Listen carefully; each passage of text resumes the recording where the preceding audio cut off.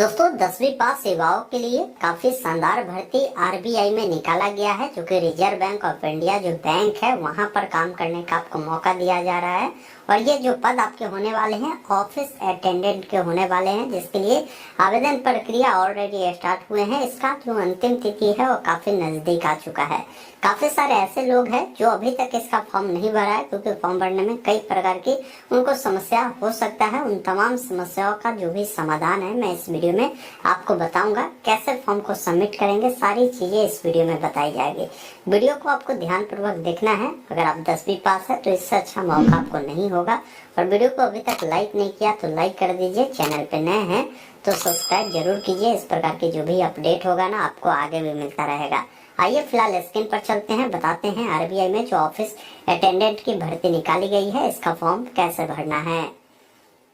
अभी आप देख पा रहे होंगे ये ऑफिशियल वेबसाइट है रिजर्व बैंक ऑफ इंडिया का। यहीं से आप जो है ऑफिस अटेंडेंट भर्ती का फॉर्म भर सकते हैं। देखिए इसका फॉर्म भरने का जो अंतिम तिथि है ना 4 फरवरी 2026 तक रखे गए हैं। और फॉर्म में कोई करेक्शन होगा ना तो ये करेक्शन प्रक्रिया भी आपके जो है 4 फरवरी 2026 तक ही चलेंगे।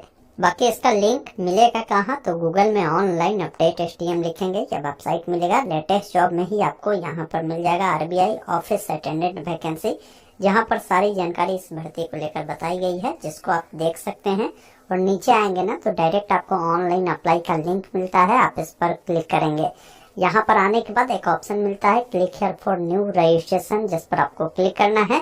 अब यहाँ पर जो भी जानकारी आप भरते हैं ना, आपके पास जो भी मैट्रिक का सर्टिफिकेट या मार्कशीट है उसके अकॉर्डिंग भरे। जैसा आपका जो भी फर्स्ट नेम है फर्स्ट नेम लिखेंगे, फर्स्ट नेम को दोबारा से कंफर्म करेंगे। मिडिल नेम जो है यहाँ लिखेंगे और लास्ट नेम जो है यहाँ पर लिखेंगे, उसे दोबारा से कंफर्म करना है। जैसे मान लीजिए किसी का नाम राम कुमार है तो फर्स्ट नेम में राम हो जाएगा, जैसे राम, और दोबारा सबको कंफर्म करना है। मिडिल नेम इनका कुछ नहीं होगा, लास्ट नेम कुमार हो जाएगा। वही किसी का नाम राम कुमार शर्मा है तो राम फर्स्ट नेम होगा, मिडिल नेम कुमार होगा और शर्मा लास्ट नेम हो जाएगा। ये आपको ध्यान रखना है। अब जैसे ही आप अपना पूरा नाम लिखते हैं ना तो नीचे में बताएगा कि आपका पूरा नाम ये है, आप देख लीजिए, मिलान कर लीजिए। फिर नीचे आएंगे, आपका जो भी मोबाइल नंबर है मोबाइल नंबर देना है, मोबाइल नंबर को दोबारा से कंफर्म करना है। कोई अल्टरनेट नंबर आपके पास है तो उसको देंगे, अन्यथा इसको छोड़ सकते हैं। आपका जो भी ईमेल आईडी है आपको ईमेल आईडी देना है। अब जैसे @, से पहले तक, और यहाँ से @gmail.com है तो यहाँ से gmail.com को चुनना है। फिर कंफर्म ईमेल में पूरा ईमेल आईडी @gmail.com तक लिखेंगे। फिर कैप्चा कोड को फिल कर सेव एंड नेक्स्ट पर क्लिक करना है। इस प्रकार देखेंगे ना आपका जो रजिस्ट्रेशन है सक्सेसफुल हो जाता है। आपको एक रजिस्ट्रेशन नंबर पासवर्ड मिल जाता है। यहाँ पर आते हैं ना तो अब आपको क्या है कि फोटोग्राफ अपलोड करना होता है, जो कि इसका गाइडलाइन आप यहाँ से देख सकते हैं। अब मैं आपको गाइडलाइन समझाता हूँ। जैसे जो भी फोटो आप अपलोड करेंगे वो कलरफुल फोटो होना चाहिए और रिसेंट का हाल का फोटो होना चाहिए। साथ में जो आपका बैकग्राउंड है कोशिश करना है एक कलर का हो, वैसा बैकग्राउंड चलेगा। कोई भी चश्मा ये सब का उपयोग आपको नहीं करना है। और साइज 20 से लेकर 50 KB के अंदर में आपको अपलोड करना है। बाकी पिक्सल बोला गया 200 × 230 पिक्सल, ये ध्यान रखिएगा।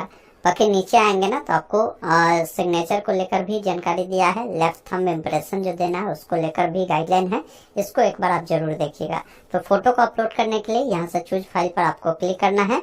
जहाँ भी फोटो होगा उसको सिलेक्ट करेंगे, आपका फोटो यहाँ पर देखने को मिलेगा। वीडियो में आगे बढ़ने से पहले मैं आप सभी को बताना चाहता हूँ, यदि आप आरबीआई के द्वारा निकाली गई भर्ती ऑफिस अटेंडेंट का फॉर्म भर रहा है तो इसकी परीक्षाएं जो है फरवरी से मार्च महीने में ही हो रही है। आप अपनी परीक्षा के दृष्टिकोण से अभी से ही बेहतरीन तैयारी शुरू करिए। तो आपकी बेहतरीन तैयारी के लिए परीक्षा मार्ग के द्वारा एक जबरदस्त जो पीडीएफ नोट्स है वो तैयार किया गया है। ये पीडीएफ फॉर्मेट में आपको मिलेंगे, जो कि एक्सपर्ट टीचर के द्वारा बनाए गए हैं। आपके एग्जाम के दृष्टिकोण से ये महत्वपूर्ण होने वाले हैं, जिसमें 4100 से भी अधिक ऐसे प्रश्न शामिल किए गए जो आपके एग्जाम में पूछे जाने की संभावना है। इसमें क्या है ना कि आपको जो रीजनिंग है, रीजनिंग से 1000+ प्रश्न देखने को मिलेगा, मैथ से भी 1000+ प्रश्न देखने को मिलेगा, इंग्लिश से 800+ और जनरल अवेयरनेस से 1300+ प्रश्न आपको मिलेंगे। साथ में अगर इस नोट्स को लेते हैं ना तो परीक्षा मार्ग के जो मोबाइल एप्लीकेशन है उस पर डेली आपको फ्री में करेंट अफेयर भी आपको मिलते हैं, ये ध्यान रखिएगा। इसकी कीमत की बात करें तो 99 रुपए है, लेकिन इसमें भी आपको 20% का जो डिस्काउंट है मिल जाएगा। मैं एक कूपन कोड आपको दे रहा हूँ, तो इसके लिए आपको मेरा जो वीडियो डिस्क्रिप्शन है चेक करिए, या कमेंट जो बॉक्स है जहाँ कमेंट करते हैं वहाँ पर लिंक मिलेगा, जिस पर क्लिक करें। बाय नाउ वाले विकल्प पर आपको क्लिक करना है और यहाँ पर पूछता है कि आपके पास कूपन कोड है, तो इसमें आपको STM20 लगाकर अप्लाई करना है, तो इंस्टेंट आपको 20 रुपए का डिस्काउंट मिलेगा। अब आपको अपना फर्स्ट नेम, लास्ट नेम, अपना मोबाइल नंबर, ईमेल आईडी, एक पासवर्ड क्रिएट कर लेना है। उसके बाद प्लेस ऑर्डर पे क्लिक कर इसे आप डाउनलोड कर लेंगे। अगर आप पेमेंट कर देते हैं, आपको कोई परेशानी होती है, तो नीचे में जो व्हाट्सएप नंबर दिए गए हैं इस पर आप बात कर सकते हैं, हेल्प ले सकते हैं। अब एक फोटो आपको लाइव कैप्चर करना होता है, जिसके लिए ऑप्शन मिलता है वेब कैमरा। अगर आपके सिस्टम में वेब कैम लगा हुआ है तो कैप्चर फोटो पर क्लिक करेंगे तो कैमरा ओपन होगा, यहाँ से फोटो क्लिक कर सकते हैं। अगर आप मोबाइल फोन से करते हैं तो यहाँ पर देखिए ऑप्शन है क्लिक हियर टू स्कैन का, तो QR कोड आएगा। आप अपने मोबाइल फोन से इसको स्कैन कर मोबाइल फोन से कैप्चर करेंगे। उसके बाद आपको इस चेक बॉक्स पर आपको टिक करना है, अपना सिग्नेचर यहाँ पर अपलोड करना है और फिर इस चेक बॉक्स पर टिक कर नेक्स्ट वाले विकल्प पर क्लिक करना है। अब आप आते हैं अगले स्टेप में। अब यहाँ पर आपसे पूछता है कि आप जो है अगर ग्रेजुएट है 1/1/2026 तक, तो आप यहाँ पर एस करें। तो एस करेंगे तो बताएगा कि आप जो है इसके लिए एलिजिबल नहीं है, आपको नो करना होगा। और ये भर्ती जो है 10वीं पास जो युवा है ना उनके लिए है। अगर आप 12वीं भी है तो चल सकता है, लेकिन ग्रेजुएशन आपका नहीं होना चाहिए, ये ध्यान रखिएगा। फिर पूछता है कि आप किस कैटेगरी से बिलोंग करते हैं, कैटेगरी को सिलेक्ट करेंगे। फिर पूछता है कि जो मैट्रिक आपने किया है किस राज्य से किया है, साथ में आपने जो मैट्रिक किया है, जैसे मैंने राज्य चुना, तो उसके तहत जो भी इनका ऑफिस है आप जहाँ से अप्लाई करना चाहते हैं वो आपको सेलेक्ट करना होगा। तो आपको अपने स्टेट के अकॉर्डिंग ही अपने जो ऑफिस शो करेगा वहीं से आप अप्लाई कर सकते हैं। अब इसका जो एग्जाम होगा उसके लिए आप सेंटर जो रखना चाहते हैं, कहाँ रखना चाहते हैं, आपको 4 प्रेफरेंस देना होगा। तो आप अपने अकॉर्डिंग 3 प्रेफरेंस दीजिएगा। अब यहाँ पर बोला गया है कि लैंग्वेज फॉर LPT, यानी जो आपका लोकल लैंग्वेज होता है ना, जैसे आपके स्टेट के अकॉर्डिंग आएगा, आप जो जानते हैं वो लैंग्वेज को सिलेक्ट कर देंगे। फिर नीचे आएंगे, यहाँ पर अगर आप दिव्यांग है तो यस करेंगे, तो किस टाइप की दिव्यांगता है वो बताएंगे, नेचर क्या है वो बताना है। अगर आप दिव्यांग नहीं है तो नो करेंगे, ये जानकारी आपको देने की जरूरत आपको नहीं होगी, ये सारा जानकारी आपका डिसेबल रहेगा। फिर नीचे आएंगे, अगर कोई स्पेसिफाइड डिसेबल कैंडिडेट है तो यस करेगा, नहीं तो नहीं वाले विकल्प पर क्लिक करना है। अब आपको नीचे आना है, अगर आप एक्स सर्विसमैन है तो यस करेंगे, नहीं तो नहीं वाले विकल्प पर क्लिक करेंगे। अगर आप डिसेबल एक्स सर्विसमैन है तो उसके बारे में जानकारी आपको देना है। फिर आप अगर आप जो है डिपेंडेंट ऑफ सर्विसमैन किल्ड है, जो आश्रित होते हैं एक्स सर्विसमैन के, तो आप ऐसा है तो आप बताएं। फिर पूछता है कि अगर आपको एज में रिलैक्सेशन चाहिए, जो डिवोर्स वोमेन होती है, विधवा महिला होती है, ऐसे लोगों को मिलता है, तो अगर चाहिए तो आप बता सकते हैं, नहीं तो नो वाले विकल्प पर क्लिक करेंगे। फिर पूछता है अभी करेंटली में अगर आप फुल टाइम RBI में काम करते हैं, स्टाफ है तो यस करें, नहीं तो नहीं वाले विकल्प पर आपको क्लिक करना है। अगर आप एक्स एम्प्लॉय है RBI का तो आपको यस करना है, नहीं तो नहीं वाले विकल्प पर क्लिक करना है। अब यहाँ पर कंसेंट आपको देना है आधार वेरिफिकेशन के लिए, तो आपको यहाँ पर यस कर देना है और जो भी आपका आधार नंबर है यहाँ पर लिखना है। अगर आपके पास पैन नंबर है तो पैन नंबर भी यहाँ पर आपको दर्ज करना है। नेशनलिटी में आपको इंडियन सेलेक्ट करना है। फिर यहाँ पर आपसे पूछ रहा है कि आप जहाँ से अप्लाई कर रहे हैं जैसे स्टेट से, तो वहाँ का जो भी लोकल लैंग्वेज है वो लिखना बोलना पढ़ना आप जानते हैं, तो आपको एस नो में उसके बारे में जानकारी आपको देना है। अगर आप एम्प्लॉय है गवर्नमेंट सर्विस में या किसी अंडरटेकिंग इंडस्ट्री में या PSU में तो इस करें, नहीं तो नहीं वाले विकल्प पर आपको क्लिक करना है। आप किस धर्म से बिलोंग करते हैं वो आपको बताना है। फिर आपका पर्सनल इन्फॉर्मेशन पूछता है, जिसमें आपका जो भी डेट ऑफ बर्थ है, डेट मंथ ईयर आपको चुनना है। आपका जेंडर क्या है, लड़का है तो मेल, लड़की है तो फीमेल चुनना है। अगर आप जुड़वा भाई बहन है तो इस करें, नहीं तो नहीं वाले विकल्प पर क्लिक करेंगे। फिर आपसे यहाँ पर पूछता है कि आपका जो है शादी हो चुका है तो मैरिड करें, अन्यथा अनमैरिड वाले विकल्प पर आपको क्लिक करना है। पिताजी का जो भी नाम है आपको यहाँ पर लिखना है। माताजी का जो नाम है आपको यहाँ पर आपको लिखना है।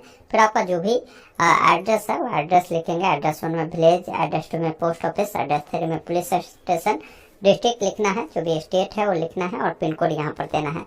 अगर आपका करस्पॉन्डेंस एड्रेस परमानेंट एड्रेस समान है तो आप इस चेकबॉक्स पे टिक करेंगे। अलग अलग है तो अलग अलग जानकारी को फिल करना है। जीएसटी इनवॉइसिंग के लिए आप कौन सा एड्रेस देना चाहते हैं उसको सिलेक्ट करेंगे। बैंक डिटेल देना है, जैसे बैंक अकाउंट जो है किनके नाम से है वो आपको यहाँ पर जो है नाम लिखना है, बैंक अकाउंट नंबर लिखना है। बैंक अकाउंट नंबर को दोबारा से कंफर्म करना है।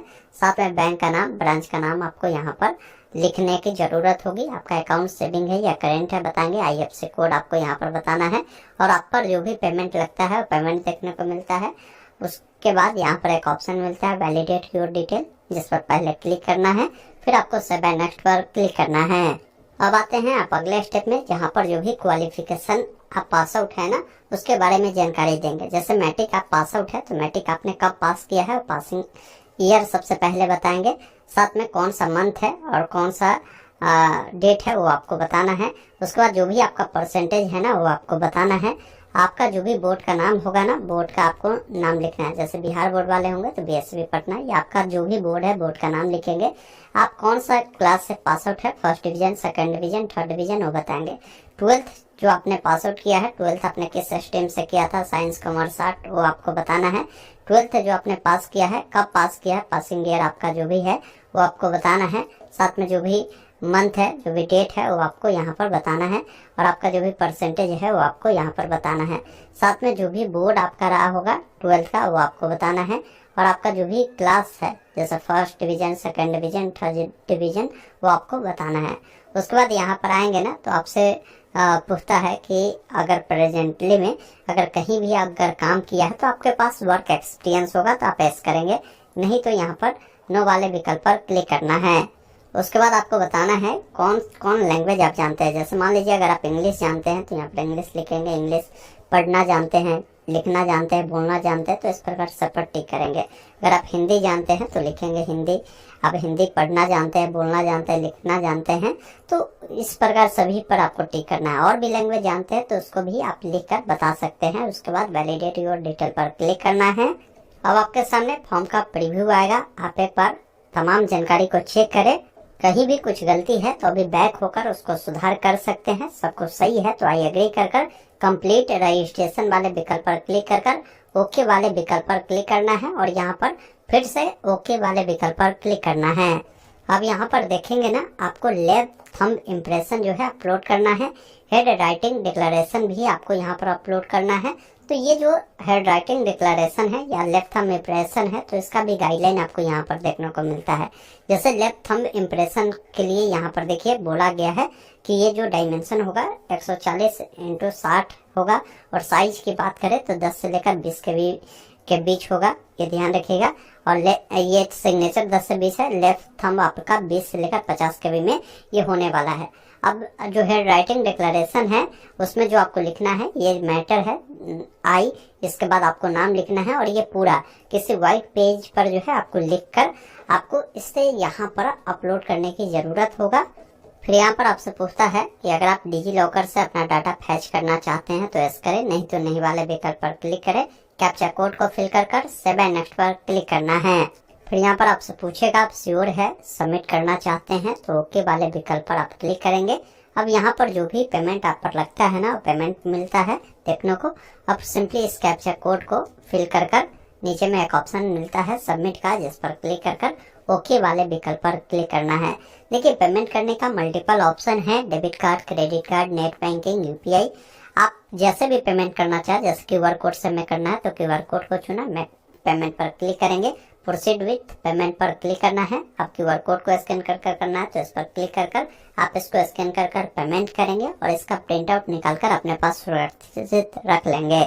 ताकि इसका फॉर्म जब भर देते हैं ना तो आप इसके ऑनलाइन एग्जाम होंगे, आप इसके एग्जाम की तैयारी को शुरू कर दीजिए, क्योंकि बताया गया है कि 28 फरवरी से लेकर 1 मार्च 2026 के बीच में इसका एग्जाम चलने वाला है। तो आपके बेहतरीन एग्जाम की तैयारी के लिए परीक्षा मार्ग के द्वारा जो ये बनाए गए हैं नोट्स है 4100 से भी अधिक प्रश्नों का, ये आपके लिए काफी कारगर साबित होने वाला है। और साथ में डेली करंट अफेयर भी आपको परीक्षा मार्ग के ऐप पर आपको मिलते हैं, तो उसका भी बेनिफिट आप उठा सकते हैं। तो लिमिट समय के लिए ऑफर भी है, 20% का डिस्काउंट लीजिए, मैंने लिंक दे दिया है डिस्क्रिप्शन में कमेंट बॉक्स में जाकर बाय कीजिए। दोस्तों अभी आपने देखा, मैंने आपको स्टेप बाय स्टेप बताया कि कैसे आरबीआई में जो भर्ती निकाली गई है ऑफिस अटेंडेंट का, इसका फॉर्म आपको भरना है। उम्मीद करता हूँ आपने पूरी जानकारी समझा होगा, तो वीडियो को लाइक शेयर जरूर कीजिए। धन्यवाद। जय हिंद।